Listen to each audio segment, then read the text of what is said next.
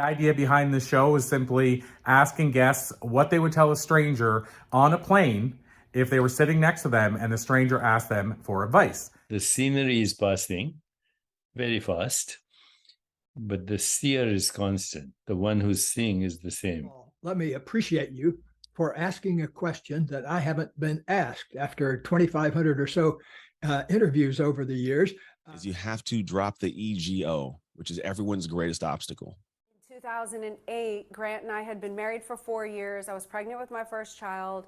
The economy was collapsing, and we were on the verge of losing everything financially. So, Janet, it's so exciting to have you here today. I have interviewed you before, and I love, first of all, your energy. I really love who you are as a person. And so I was excited to bring you on to ask you a couple of questions that one is a new question I'm starting to ask, and one I've asked many times. I don't think I asked you this before, so I'm going to start with the question I've asked literally thousands of times, which blows my mind to this day. It's called the time machine question. You may have even been asked it before, but the question is simply this. If you could jump into a time machine, go back and talk to a younger Janet Attwood, what do you think you might tell her based on what you've learned in the years since? The first thing that comes up would be, don't listen to your limiting beliefs. Because, and truly, because Corey, when I was little, all I wanted to do was be an actress. All I wanted to do was be a singer. All I wanted to do was really just share that with the world. And I stopped myself. My dad came to me and he said, Jenny, and we didn't have a lot of money, but he said, your mom and I, we've decided we're going to put you into Pasadena Playhouse, which was where all these little kids would go and learn how to be actors and actresses. And that had been such a big dream. And I went, oh God, Dad, I'm older than Shirley Temple now. It's just too late. And it took me many, many years until I undid that limiting belief. So I started, Corey, when I was around, I'll tell you, my career took off around 54, which, also I know there's no mistakes in the universe, but truly, if I could go back in a time machine, that's what I tell myself. You can do it. You can do it. If you have a dream, if you have a desire, then if you have a passion, nature doesn't play tricks. It's not a mistake that you love what you love. Go for it, Janny. So I got to follow up with this question before I jump into the other big question. But first of all, would she listen? And then I know this is a second question to that, but would you even get in the time machine? So would you get in the time machine? Yeah. Are you kidding me? Me? Oh, would I get in the time machine? Yeah.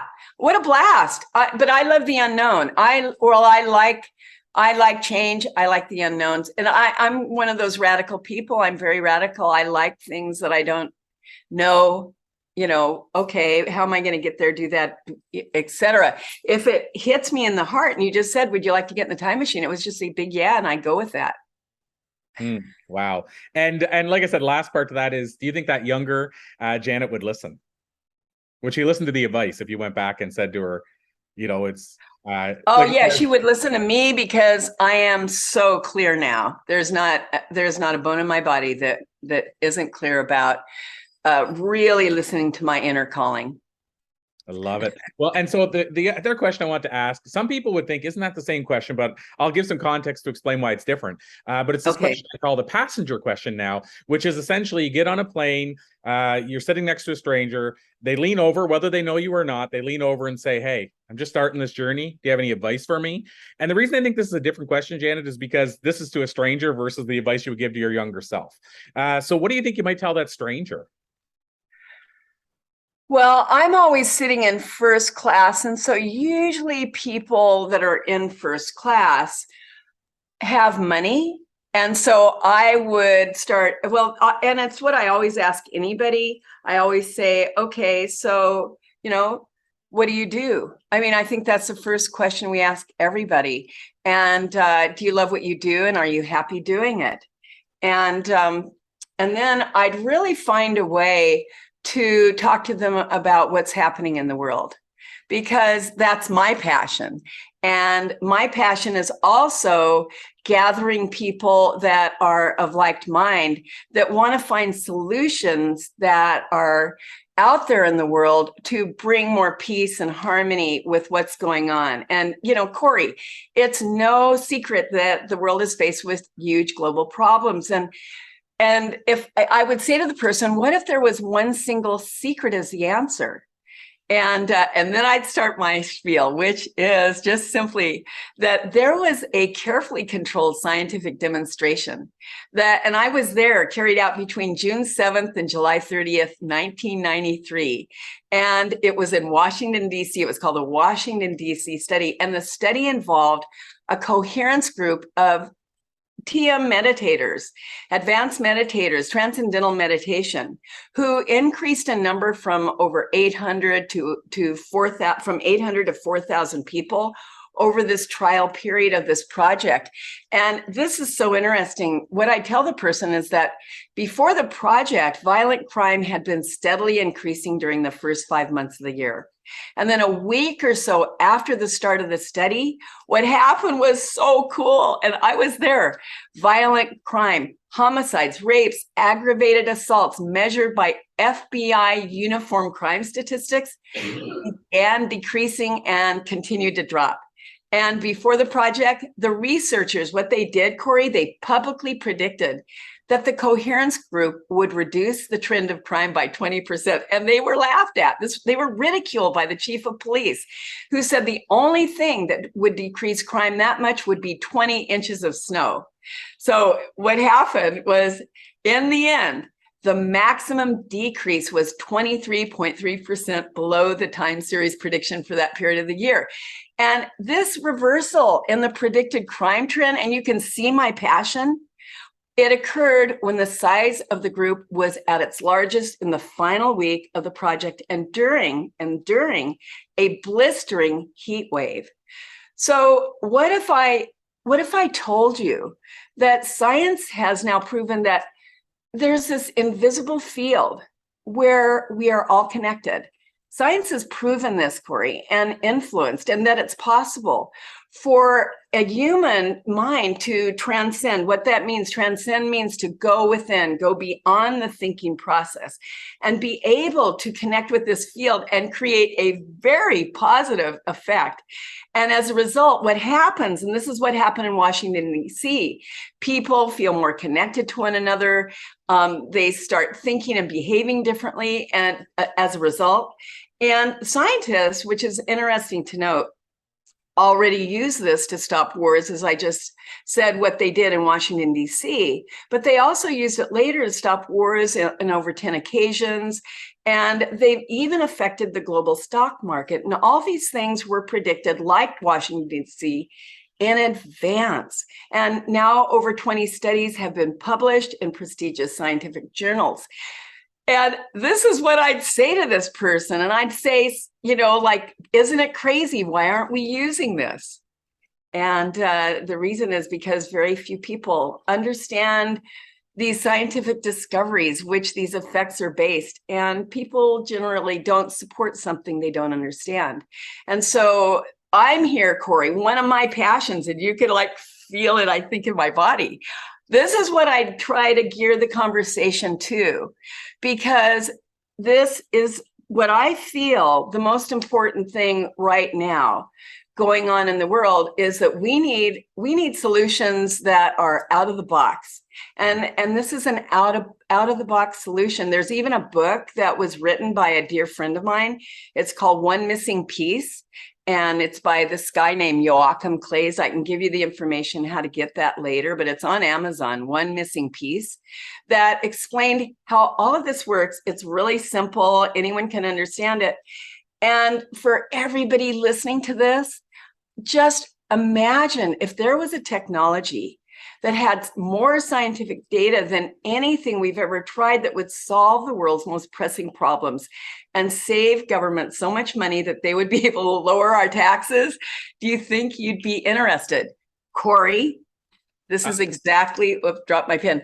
This is exactly what I'd say to the person sitting next to me. And this actually, to tell you the truth, is what I'm into right now. I'm working with a group of different people from around the world that are looking for millionaires and billionaires who would like to invest in another one of these projects. We will say, okay, this will happen, this will happen, this will happen, and this will happen.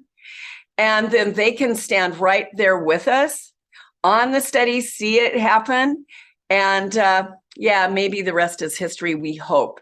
But this is what I care about right now. Because here, I'm the queen of passion. I have a New York Times book, Passion Test, all about how to follow your passion. And I have a big group of about 5,000 trainers around the world. And yet what I found, my passion, because of the fact that right now, look at what's going on in the world. The ice caps are melting, right? The Amazon is burning. California is also getting torched. I mean, that's where I'm from. In Mississippi, one of their biggest cities has no good water. Pakistan is a third underwater right now. I mean, this is horrific. And my passion, my prayer, my energy wants to go to raising the consciousness, because think about this. There are so many problems in the world that what people have done is numbed out because it's overwhelming. I can't even think of that. I'm just gonna, no. I'm in my own little bubble of my home and I'm good. And, and that's where I'm going to keep my attention because the rest is too depressing and I can't walk around depressed. But all of you listening, the reality that outside most of your beautiful places in the next town over or in the next country over, people are not able to get enough water. People are not able to eat enough food or any food, and that we don't exist in isolation. We're part and particle of what science is called the unified field. And what that means is that we are, as I said in the very beginning of my little spiel that I'd say to the guy on the seat next to me, we are all connected. So I don't care how numb you get, you can feel it on some level. It's affecting your happiness quota. So this is a new way and not a new way to really solve all of these major, most of them, environmental problems in the world, but it's really all about us and how we're living our lives.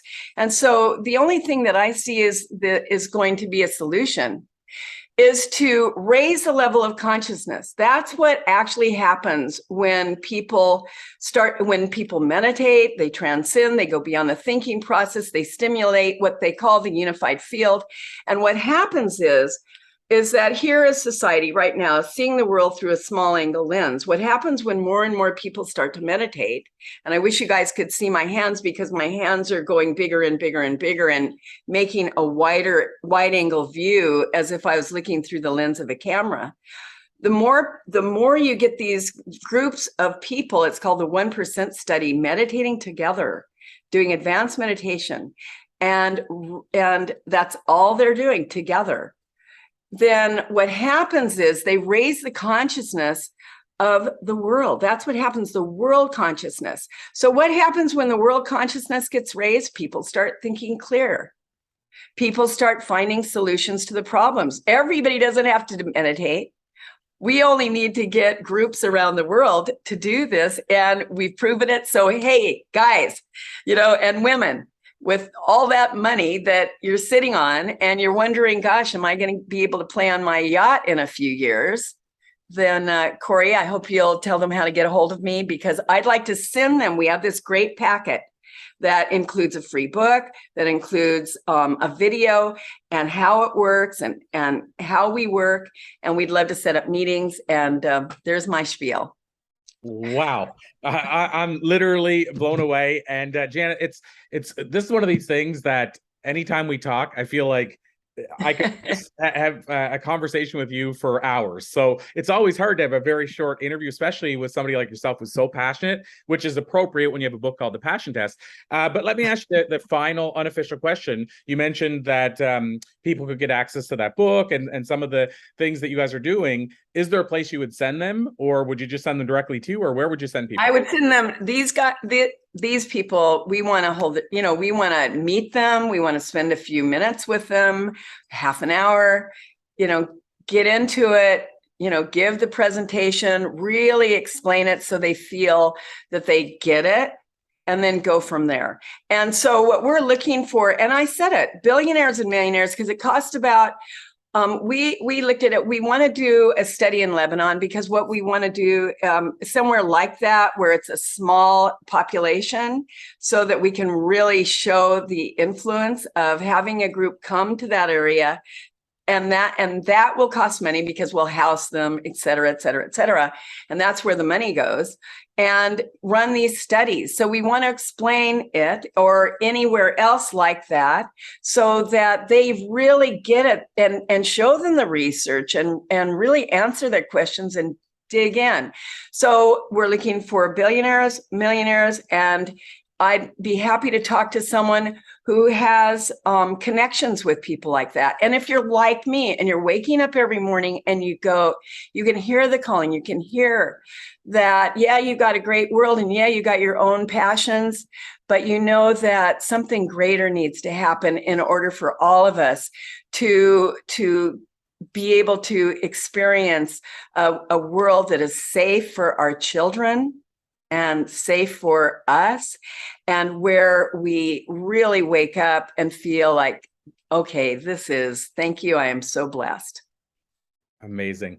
Well, Janet Attwood, I will try to seek out those people and send them your way. And I am just always so in awe of your passion, and I think it's amazing. And I appreciate you, and I salute you. So with your permission, because again, it's never long enough, I'll call this a to be continued. I love that. I love you, Corey. Thank you. You're amazing. Thanks so much, Janet.